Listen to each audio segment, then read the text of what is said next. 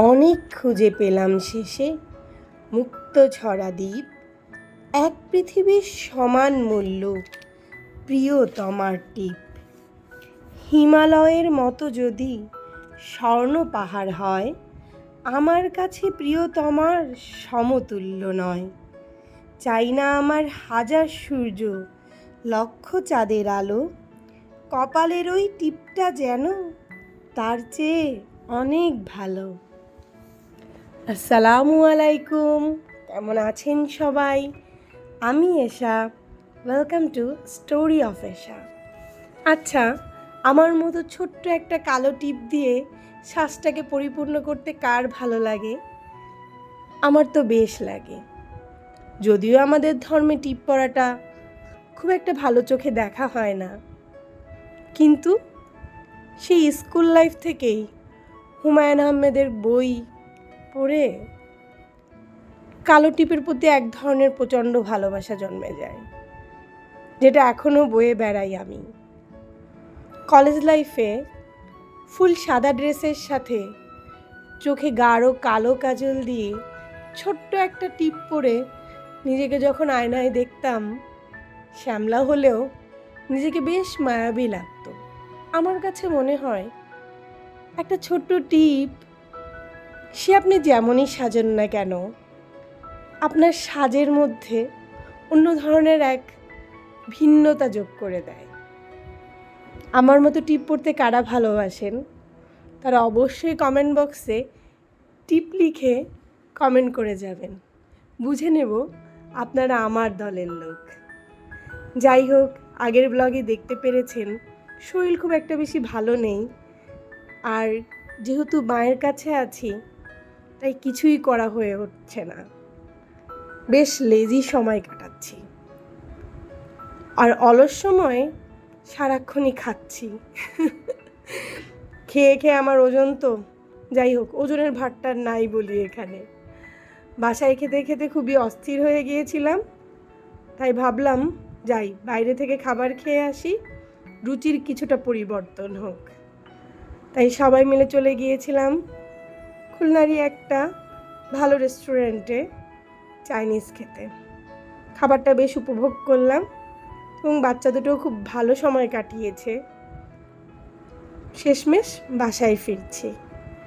আসলে খুলনায় রাতের বেলা এত নিস্তব্ধ হয়ে যায় সব দিক, বেশ ভালো লাগে। যদি কেউ কখনো খুলনা এসে থাকেন তারা অবশ্যই জানেন খুলনা হচ্ছে শান্তির শহর। এটা হচ্ছে তার পরের দিন সকালবেলা আমার হাজবেন্ড ঢাকায় ফিরে যাবে, যেহেতু আমি সাথে যাইনি তাই খাবার রান্না করে বক্সে দিয়ে দিচ্ছিলাম। আর এই যে আমার ড্রাইভার ও কোরবানির মাংসগুলো আসলে গাড়িতে উঠাচ্ছিল। এই যে আমার হাজবেন্ড চলে যাচ্ছে, যেহেতু বড় জামাই তাই শাশুড়ি শালা সবাই তাকে আগিয়ে দিতে নিচে নেমে গেছে।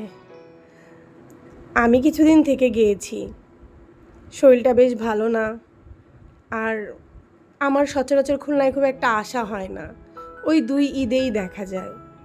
এখন যেহেতু আমার বাবা মা রিটায়ার্ড পারসন, তারাই ঢাকাতে যায়, জন্য আমি খুব একটা আসি না। এটা হচ্ছে তার পরের দিন, একটা বিয়ের দাওয়াতে গিয়েছিলাম আমরা ফ্যামিলির সবাই মিলে। খুব একটা বেশি ভিডিও করিনি, কেননা অনেকেই অপছন্দ করে কারো ব্লগে দেখতে পেলে নিজেকে,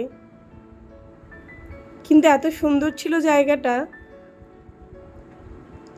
এটা খুলনার পোর্টের কাছাকাছি একটা নদীর কাছে, এটা খুবই সুন্দর জায়গা ছিল। আমি খুলনার হয়েও আগে কখনো এখানে যাওয়া হয়নি। গাছে ফুল ভরে ছিল,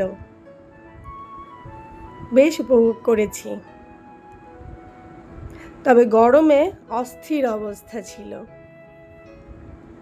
এত গরম, ঘেমে পুরো একাকার হয়ে গিয়েছিলাম আমরা সবাই।